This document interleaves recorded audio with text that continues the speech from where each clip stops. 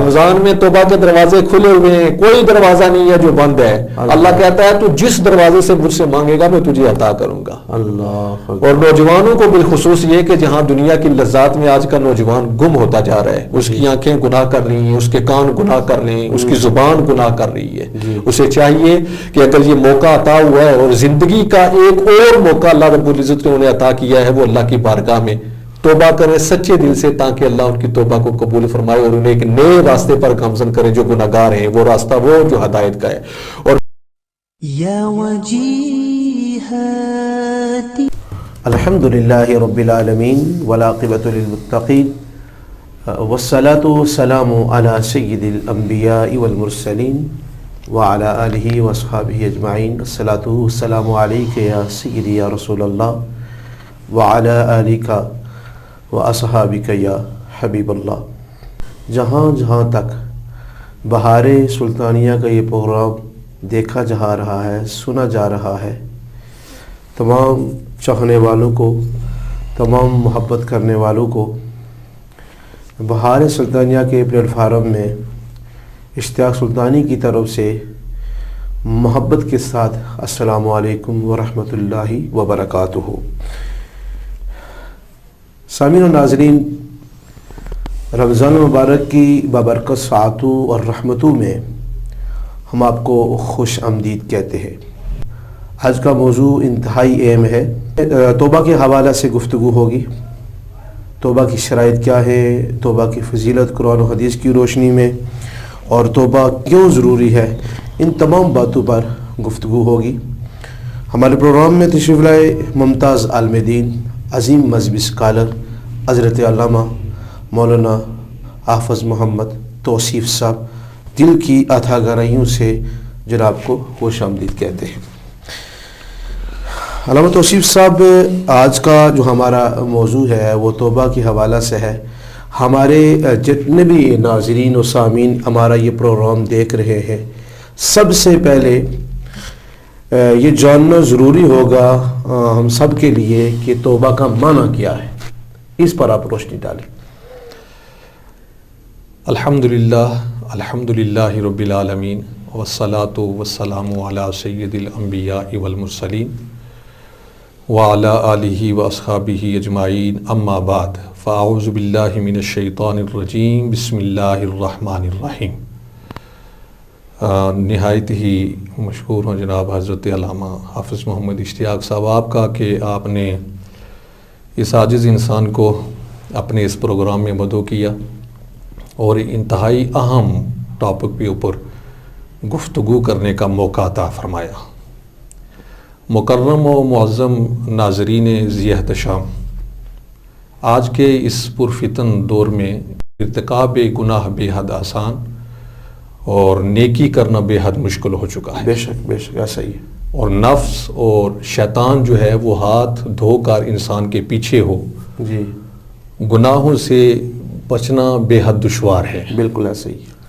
لیکن یاد رکھیے، گناہوں کا انجام جو ہے وہ ہلاکت اور رسوائی کے سوا کچھ نہیں. بے شک بے شک. لہٰذا اس سے پہلے کہ پیام اجل آن پہنچے اور ہم اپنے اعزاء اقربا کو روتا چھوڑ کر اور دنیا کی رونقوں سے منہ موڑ کر جی قبر کے ہولناک اور تاریک گھڑے میں ہزاروں مردوں کے درمیان تنہا سو جائیں، ہمیں چاہیے کہ ہم اپنے جو گناہ ہیں ان سے چھٹکارے کی کوئی تدبیر کریں. جی ایسے ہی. اس کے لیے ضروری ہے کہ ہم اپنے پروردگار کی بارگاہ میں سچی توبہ کریں. بالکل. اللہ رب العزت نے اپنے خوبصورت لاریب کلام کے اندر بڑی خوبصورت بات ارشاد فرمائی. حضرت علامہ فرمایا وَهُوَ الَّذِي يَقْبُلُ التَّوْبَةَ عَنْ عِبَادِهِ وَيَعْفُو عَنِ السَّيِّئَاتِ وَيَعْلَمُ مَا تَفْعَلُونَ. اللہ اللہ سبحان اللہ. قربان جائے اس ذات پر، وہ فرما رہا ہے کہ وہی ہے اپنی ذات کے حوالے سے جی کہ جو اپنے بندوں کی توبہ کو قبول کرتا ہے اور اس کے گناہوں سے سیئات سے درگزر کرتا ہے، وہ جانتا ہے جو کرتے وہ. بالکل ایسے. اور پھر اسی کے ساتھ حضور آقا علیہ السلام کا ایک فرمان علی شان. آقا علیہ السلام نے فرمایا التائب من الذنب کمن لا ذنب لہ. اللہ. گناہوں سے توبہ کرنے والا ایسا ہے کہ جیسے اس نے گناہ کیا ہی نہیں. اللہ. اب توبہ کیا ہے؟ جی یہ دراصل گناہوں بری زندگی پر ندامت کا مخلصانہ اظہار ہے. بالکل ایسا ہی ہے. گناہوں بری زندگی پر جی ندامت کا مخلصانہ اظہار ہے. توبہ گناہوں سے طبعا نفرت ہو جانے کا نام ہے. جی اور پھر توبہ بخشش عام کا وہ دروازہ ہے جو ہمیشہ کھلا رہتا ہے. بالکل ایسا. اور توبہ اپنے اس ناراض مالک کو راضی کرنے کا نام ہے. اللہ اللہ اللہ. توبہ اس کے ساتھ جڑنے، وہ جو تعلق ٹوٹ چکا ہوتا ہے نا گناہوں کی وجہ سے، توبہ اس تعلق کو جوڑنے کا نام ہے. بالکل صحیح. تعلق جوڑنے کے بعد توبہ ہی وہ عمل ہے جو اس کا قرب عطا کرتی ہے. اور کس کا قرب عطا کرتی ہے؟ قرب مالک کل کا عطا کرتی ہے. بے شک بے شک. آپ نے سوال کیا تھا توبہ کا معنی. توبہ کے مختلف معنی بیان ہوئے ہیں. توبہ تابہ سے مشتق ہے اور اس کے لغوی معنی اعتراف گناہ، جی ندامت، رجوع، لوٹ آنا، باز آ جانا کے ہیں. جی. اور توبہ جو کرنے والا ہے اسے تائب کہتے ہیں. جی. اور اسی سے تواب ہے جو اللہ رب العزت کی صفت ہے، بہت زیادہ توبہ قبول کرنے والا. بے شک. مختلف معنی بیان ہوئے ہیں اور علماء ذی احترام نے اور بالخصوص ہمارے جو اصفیاء اولیاء ہیں انہوں نے، امام کشیری نے اپنی تصنیف رسالہ میں جو اس کا معنی بیان کیا ہے، وحقیقت التوبہ فی لغت العرب الرجوع. توبہ کی جو حقیقت انہوں نے بیان کی ہے وہ یہی ہے کہ رجوع، لوٹ آنا اس کی بارگاہ کی طرف. بے شک. اسی طرح حضرت داتا گنج بخش علی حجویری نے بھی توبہ کا معنی بیان کرتے ہوئے یہی لفظ استعمال کیے. حضور غوث پاک انہوں نے بھی یہی لفظ استعمال کیے. تمام جملہ اکابرین امت کو دیکھا جائے تو سب نے حضور اکرم صلی اللہ علیہ وآلہ وسلم کے قول کو ہی جامع ترین تعریف قرار دیا ہے. بے شک بے شک بے شک. آپ صلی اللہ علیہ وآلہ وسلم کا جو ارشاد ہے الندم توبہ، کہ ندامت ہی توبہ ہے. جی. یہ جو ہے سارے اس پر متفق ہیں کہ یہی اصل توبہ ہے. جی. جب ندامت آ جائے اور آپ کو احساس ہو جائے اور آپ کے دل میں وہ چیز کھٹکے کہ ہاں یہ مجھ سے عمل ہو گیا ہے اور وہ گناہ ہے، اور کھٹکنے کے بعد جب آپ اس کی بارگاہ میں جڑ جائیں، رجوع کریں اور صدق کے دل سے اس کے اپنے گناہوں کی معافی طلب کریں تو وہ آپ کے گناہوں کو معاف فرمائے. ماشاء اللہ ماشاء اللہ. علامہ صاحب یہ آپ نے حضرت صلی اللہ علیہ وسلم کا فرمان ہمارے سامنے رکھا کہ ندامت جب انسان کو ہو جاتی ہے، ندامت کے آنسو جب وہ بہاتا ہے، اپنے رب کی طرف رجوع کرتا ہے تو پھر اللہ تبارک و تعالیٰ اسے معاف فرما دیتا ہے. مختلف اولیاء اکرام کے اقوال آپ نے ہمارے سامنے رکھے. اب ہمارے لیے یہ جاننا ضروری ہے کہ توبہ ہماری زندگی میں کتنی ضروری ہے. جتنے بھی ہمارے ناظرین و سامعین یہ پروگرام دیکھ رہے ہیں، آپ ان پر تک یہ بات رکھیں گے کہ توبہ کیوں ضروری ہے؟ بڑا ہی خوبصورت جواب ہے، اور آج کے جو موجودہ حالات ہیں ان کے پیش نظر یہ بڑا ہی اہم سوال آپ نے مجھ سے کیا ہے. جی. اور میں اپنے ناظرین کو بڑی اختصار کی جو وضاحت ہے اس کے ساتھ جو کچھ بیان ہو سکا اپنے ناظرین کو بتانے کی کوشش کرتا ہوں کہ موجودہ دور میں جو توبہ کی ضرورت ہے وہ اس وجہ سے بھی ضروری ہے کہ انسان آج کے اس مادی دور میں گناہوں کی طرف اس طرح کھینچا چلا گیا ہے کہ وہ بھول چکا ہے کہ شاید میں نے اس دنیا کو چھوڑ کر ایک ایسی دنیا کی طرف منتقل ہونا ہے جہاں اس نے ہمیشہ کے لیے رہنا ہے. بالکل صحیح. اللہ رب العزت کی بارگاہ سے جڑ جانے کا نام اور اللہ رب العزت کے سامنے ندامت کے ساتھ دو آنسو بہانا اور پھر اس پروردگار کو راضی کرنا، یہ اس لیے ضروری ہے اگر کوئی انسان یہ چاہتا ہے کہ اس کی دنیا بھی بہتر انداز سے گزرے جی، اور بہتر انداز سے گزرنے کے بعد اس کی آخرت بھی بہترین ہو، تو پھر اسے دنیا کے اندر جب تک اس انسان مادی وجود کے اندر روح دوڑ رہی ہے، روح کے نکلنے سے قبل حالت غرغرہ سے پہلے اسے پروردگار کی طرف رجوع کر کے اپنے ان تمام گناہوں کی معافی مانگنی ہوگی جو کر بیٹھا ہے. جی، اور ہر انسان اس سے باخبر ہوتا ہے. جی، ہر انسان اپنے حوال سے باخبر ہوتا ہے. جی، وہ فرمایا نا کہ تم اپنا محاسبہ کرو اس سے پہلے کہ تمہارا محاسبہ کیا جائے، اس سے پہلے کہ تمہارا محاسبہ کیا جائے. آج کے اس دور میں اس کی ایک تو ضرورت اس وجہ سے بہت ہے کہ انسان گناہوں کی دل دل میں پھنستا چلا جا رہا ہے. ایسا ہی ہے. ایک بات یاد رکھے علامہ اشتیاق صاحب کہ اللہ رب العزت نے کلام مجید میں انسان کے لیے راہ ہدایت کا بھی اور گمراہی کا بھی یہ واضح کر دیا. جی، اور کسی جگہ اللہ رب العزت نے یہ نہیں فرمایا کہ جو ہدایت والے ہیں وہ تو جنت کے حقدار ٹھہر جائیں گے، لیکن کسی جگہ یہ نہیں فرمایا جو گناہگار ہو گئے اب وہ ان کے لیے جنت جیسا ٹھکانہ موجود نہیں. جی، بلکہ قرآن مجید کے اندر بیشتر مقامات پر فرمایا 31 سے زائد مقامات پر کہ اگر تم میری طرف لوٹ آؤ گے اور صدق کے دل سے میری بارگاہ کی طرف رجوع کر لو گے میں تمہارے گناہوں کو معاف فرما دوں گا. میں نے آپ کے سامنے ابتدا میں ایک آیت رکھی تھی کہ وہ بارگاہ ہے جو تمہارے گناہوں کی جو ہے وہ توبہ قبول کرتی ہے اور تمہاری جو ہے جو سیئات ہیں ان سے درگزر کر کے پھر وہ جانتا ہے جو تم کرتے ہو. یاد رکھیں جی کہ انسان جب گناہ کر بیٹھتا ہے اور گناہ کرنے کے بعد وہ سمجھتا ہے کہ شاید اب کوئی حل نہیں ہے میرے پاس، میں تو گناہ گار ہو گیا ہوں، شاید وہ گناہ اس سوچ کے ساتھ کہ میں یہ کرتا ہی چلا جاؤں، چونکہ آپ کو راہ نہیں بچی جی وہ کرتا ہی چلا جاتا ہے تو پھر وہ سمجھتا ہے کہ شاید بعد لوٹنے والے دروازے بند ہو گئے، حالانکہ ایسا نہیں ہے.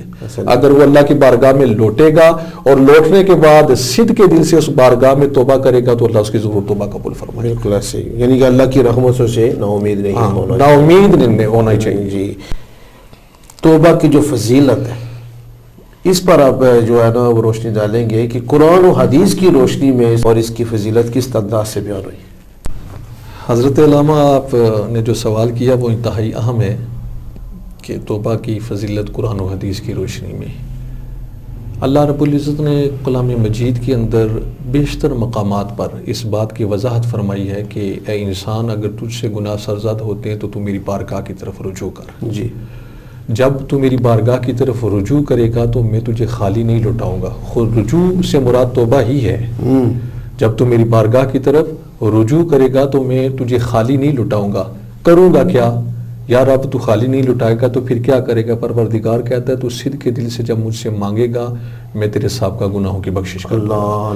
اب اسی حوالہ سے قرآن کی چند آیات ہیں جو میں آپ کے سامنے پیش. ویسے تو قرآن کے اندر بیشتر مقامات پر 31 یا اس سے زائد مقامات پر اللہ رب العزت نے کلام مجید میں اپنی قرآنی آیات کے اندر توبہ کے حوالے سے اور انسانی رجوع کے حوالے سے ذکر کیا ہے. وَتُوبُوا إِلَى اللَّهِ جَمِيعًا بسم اللہ الرحمن الرحیم وَتُوبُوا إِلَى اللَّهِ جَمِيعًا أَيُّهَا الْمُؤْمِنُونَ لَعَلَّكُمْ تُفْلِحُونَ. فرمایا کہ اللہ کی طرف توبہ جو کرنے والے ہیں سب کے ساتھ اس امید پر جو اللہ کی بارگاہ میں توبہ کرنے والے وہ فلاح پائیں گے.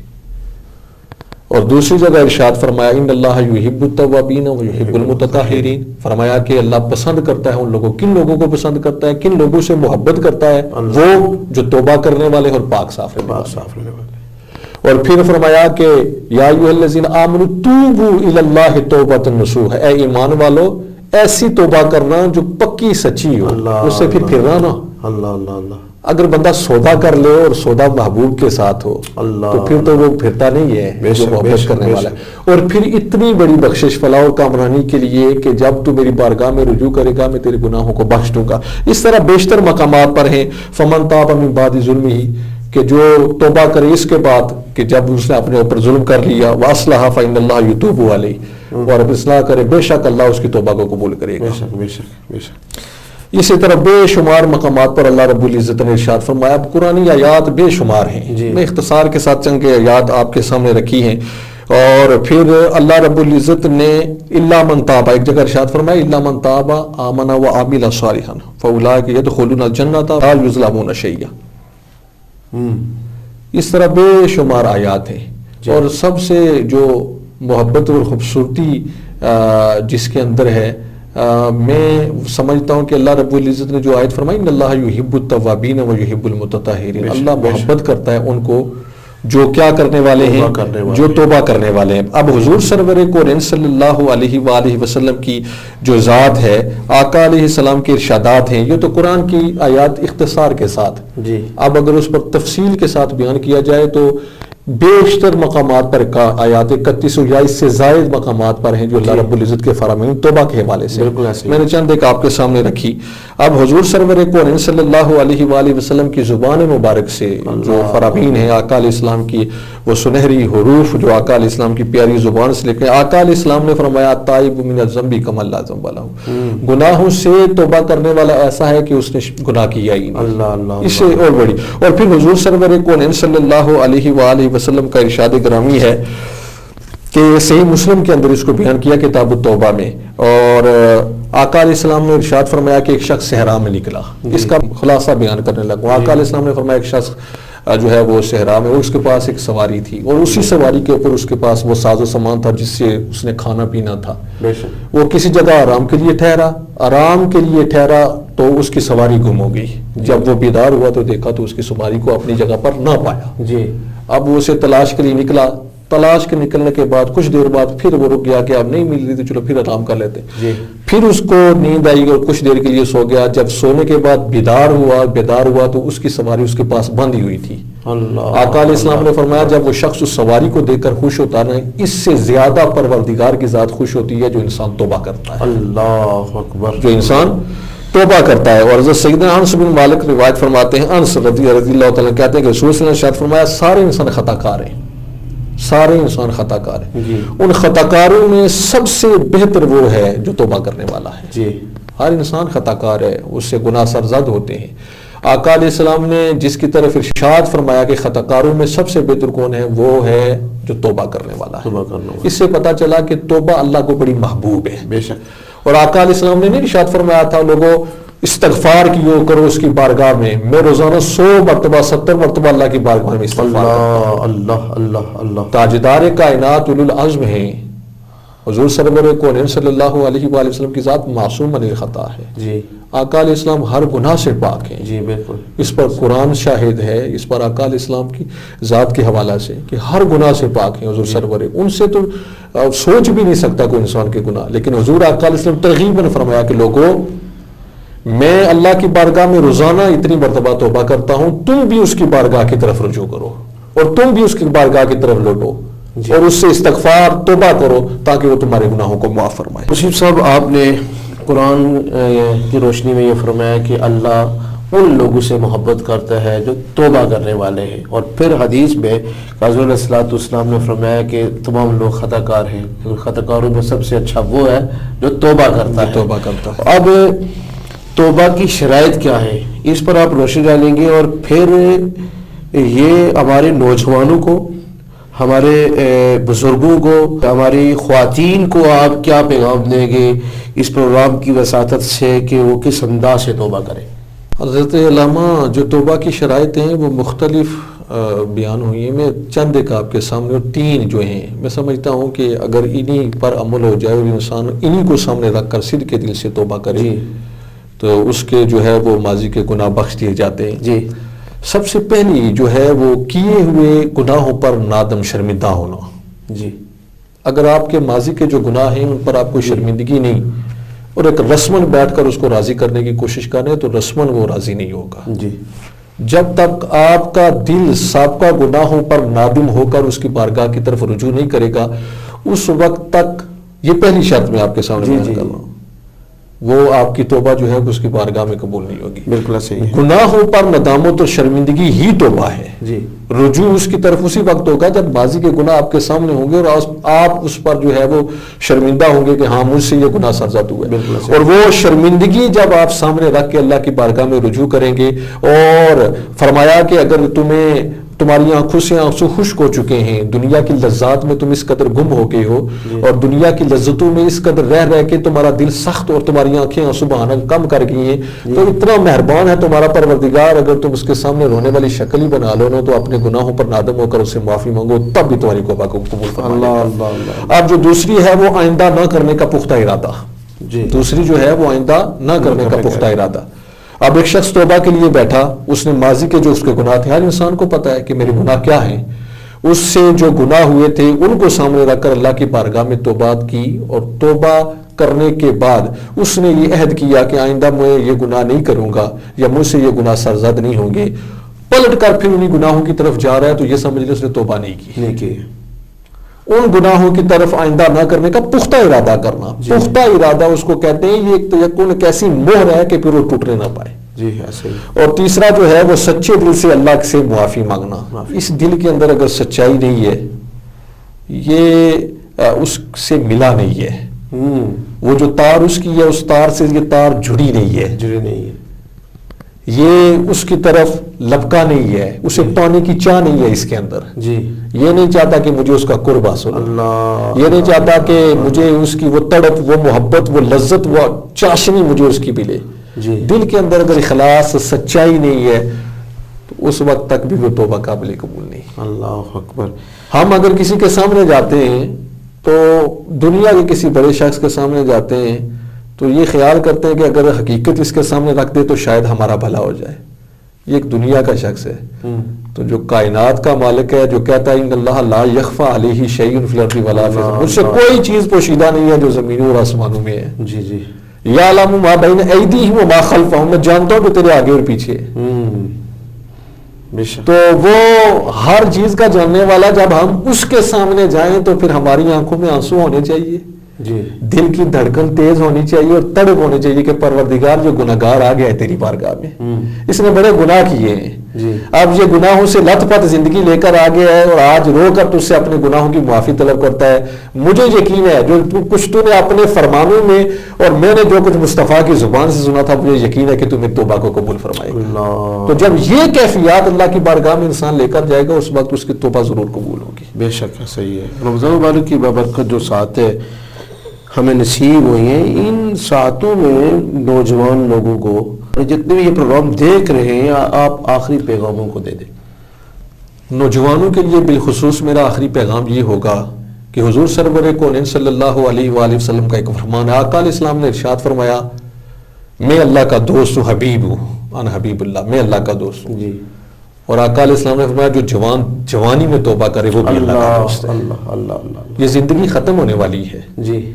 ہم اس آس میں کہ شاید ایک امید لگا کے بیٹھے ہیں، اور بالخصوص نوجوان کہ ہم نے بڑی لمبی زندگی گزارنی ہے. نو، ایسا نہیں ہے. اس نے کہا کہ یہ بڑی مختصر سی زندگی، اذا جاء اجلهم لا يستأخرون ساعة ولا يستقدمون. مرنا تو سبھی نے ہے. یہ جو رمضان کا مہینہ ملا ہے یہ وہ مہینہ ہے جس میں ہر چیز عام ہے. اللہ اللہ. جیسے سیل لگتی ہے جی. تو انسان جاتا ہے کہ سیل سے میں چیزیں خریدوں اور اس کی کوشش ہوتی ہے میں جتنی خرید سکوں خریدوں.